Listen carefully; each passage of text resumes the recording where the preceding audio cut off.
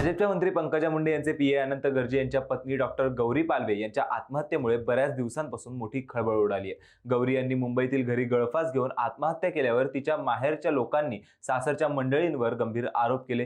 त्यानंतर पोलिसांनी गौरीचे पती अनंत गर्जे यांना अटक केली। पोलिसांच्या तपासात आता खूप महत्त्वाचे खुलासे झालेत।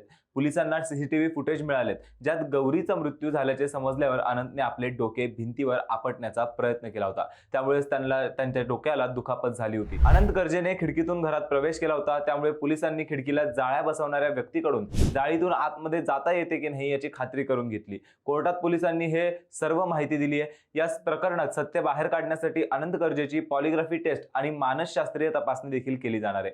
तसेच गरज पडल्यास अनंतची पोलीस कोठडी घेण्याचा अधिकार पोलिसांकडे राहील असंही कोर्टाला सांगण्यात आले। याशिवाय एफआयआर मध्ये उल्लेख असलेल्या अनंतच्या जुन्या प्रेयसीचाही पोलिसांनी जबाब नोंदवलाय। तिने पोलिसांना सांगितले की 2022 पासून तिचा अनंतशी काहीही संबंध नव्हता। या प्रकरणी आतापर्यंत अनंत गर्जेला 3 वेळा कोर्टात हजर करण्यात आले। पोलीस या प्रकरणाचा सखोल तपास करतात। यात अजून काय गोष्टी बाहेर येतील हे पाहणं महत्त्वाचं ठरणार आहे।